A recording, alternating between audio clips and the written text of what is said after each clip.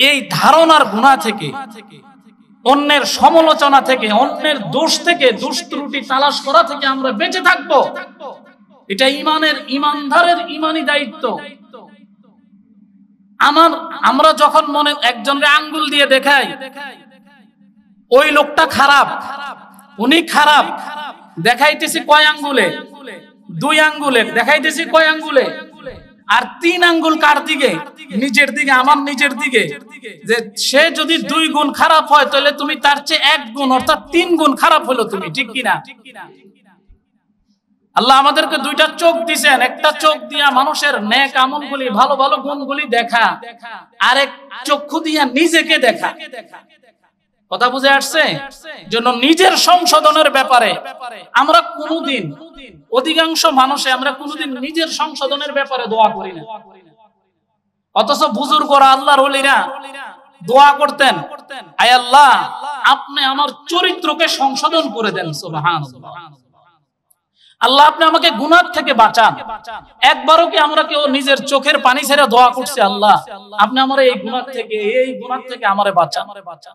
না, কোনদিন। হযরত ফরিদউদ্দিন আত্তার রহমাতুল্লাহ আলাইহি, ওনার জীবনের মধ্যে আছে, ফরিদউদ্দিন আত্তার রহমাতুল্লাহ আলাইহি জীবনে কোনদিন পা গুলি সোজা করে দিয়া, লম্বা করে দিয়া কোনদিন ঘুমাইতেন না। সব সময় পা গুলি গুছাইয়া জড়সড় হয়ে ঘুমাইতেন। ওনার খাদেম একবার জিজ্ঞাসা করছে, হুজুর আপনি কি জন্য পা গুলি টাইনা সুন্দরভাবে ভালো মানুষের মতো ঘুমান না? সব সময় দেখি আপনি জড়সড় হইয়া এরকম ভাবে গুছাইয়া ঘুমান, কারণ কি?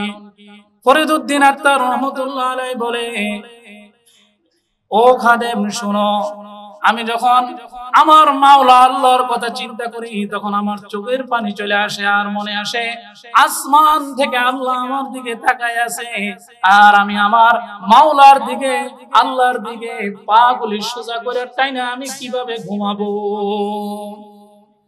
সুবহানাল্লাহ কইবেন না? আমি আল্লাহর সম্মানে, আল্লাহর মহব্বতে কোনদিন পা সোজা টাইনা দিয়া ঘুমাই না, কারণ এটা আমি বেয়াদবি মনে করি।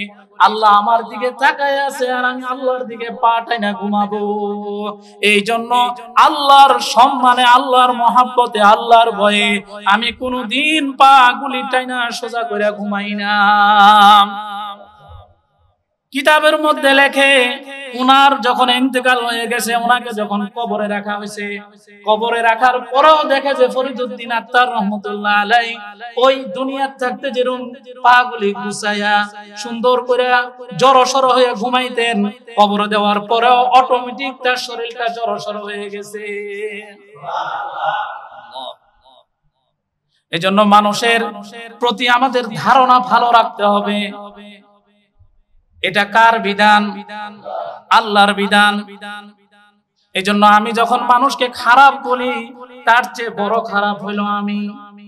এই কথা নিজেকে মনে করতে হবে, নিজেকে ভাবতে হবে। আল্লাহ অন্য মানুষ কি করে না করে তার হিসাব সে দিবে, কিন্তু আল্লাহ আমার হিসাবটা আমার এই কাছ থেকে কাল কিয়ামতের ময়দানে তুমি আমার হিসাব আমার কাছ থেকে নিবে। এই জন্য মনের মধ্যে কোনো খারাপ ধারণা এটা করা যাবে না। খারাপ ধারণা আসতে পারে,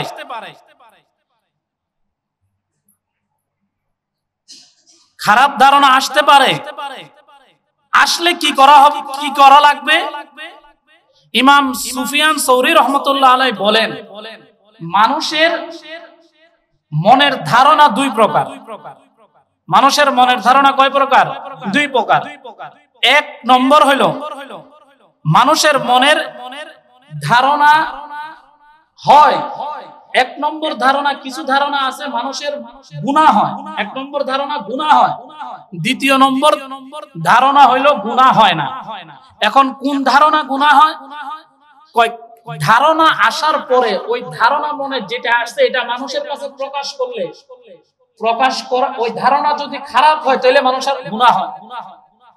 মনে ধারণা আসছে কিন্তু এই খারাপ ধারণাটা মানুষের কাছে প্রকাশ করার সাথে সাথে কি হয়? গুনাহ হয়। এটা হলো 1 প্রকার। 2 প্রকারের হইল ধারণা আসে, কিন্তু সেই এই খারাপ ধারণা আসার পরেও সে কারো কাছে ধারণা প্রকাশ করে না, বলে না, তাহলে সেটা গুনাহ হয় না। সুতরাং আমাদের ধারণা কি হয়? ধারণা আসে, আসাটাই স্বাভাবিক। এই ব্যাপারে সহিহ বুখারীর 6664 নং হাদিস, নবীজি বলেন, ইন্নাল্লাহা তাজাওয়াজা লি উম্মতি আম্মা ওয়াসওয়াসাত আও হাদাসাত বিহি আনফুসাহা মা লাম তা'মাল বিহি আও তাকাল্লাম। নবীজি সাল্লাল্লাহু আলাইহি ওয়াসাল্লাম বলেন, আমার উম্মতের অন্তরের মাঝে ধারণা আসে, আর তার সকল ধারণার বিষয়ে আল্লাহ আমার উম্মতকে মাফ করে দিয়েছেন। ধারণা আসা স্বাভাবিক।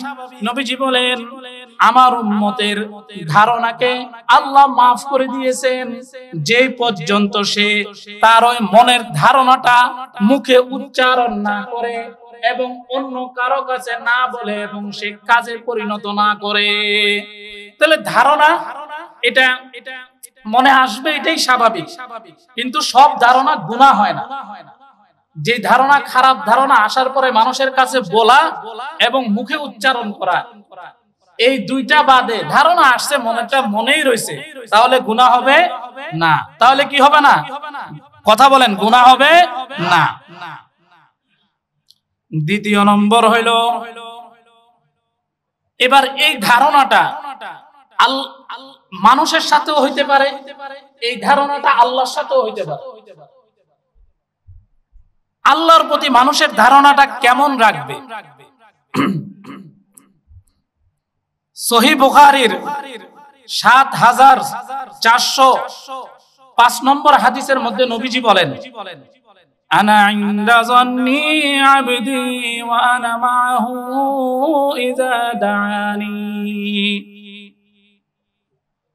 আল্লাহ বলেন, আমি আমার বান্দার সাথে তেমন ব্যবহার করি যেমন আমার বান্দা আমার প্রতি ধারণা রাখে।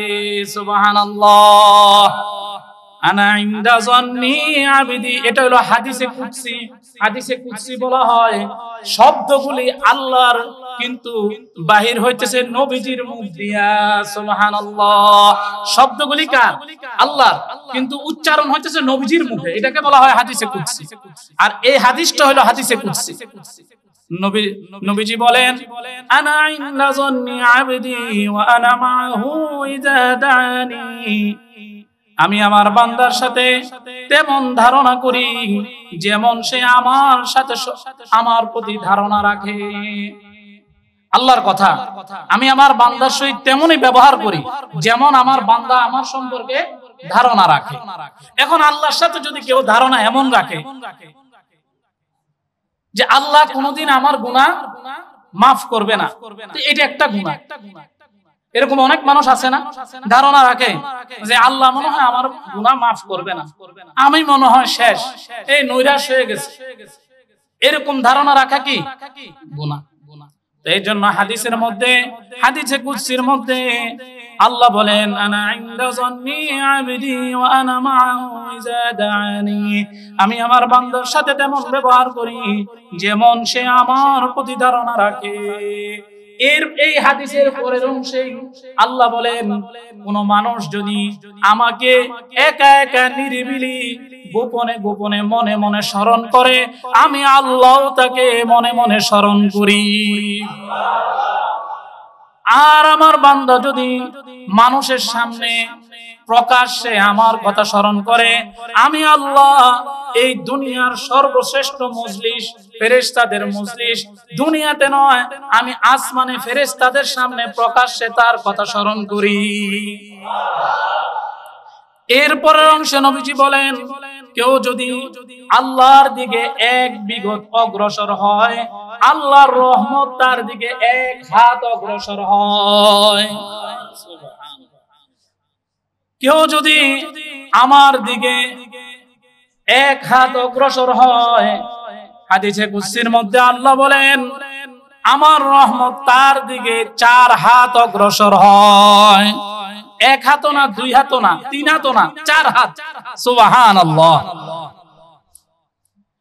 এর পরের অংশে বলেন, কেউ যদি আমার দিকে হাইটা হাইটা আসে, আমার রহমত তার দিকে দৌড়াইয়া দৌড়াইয়া আসে। তাহলে আল্লাহর প্রতি আমাদের ধারণা রাখতে হবে কি, আনা ইনদা জন্নি আবদি ওয়া আনা মাহু ইযা দাআনি, আমার আল্লাহ আমাকে ক্ষমা করে দিবেন, এই ধারণা রাখতে হবে, ঠিক কিনা? সবার এই ধারণা রাখতে হবে যে আল্লাহ আমাদের গুনাহকে ক্ষমা করে দিবেন, অবশ্যই দিবেন।